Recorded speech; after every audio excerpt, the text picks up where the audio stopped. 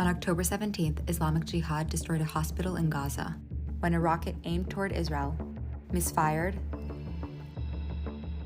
and landed in Gaza. This isn't the first time. While thousands of rockets are fired toward Israel, rockets fail. These failed rocket launches cause mass destruction and the death of countless innocent individuals inside Gaza.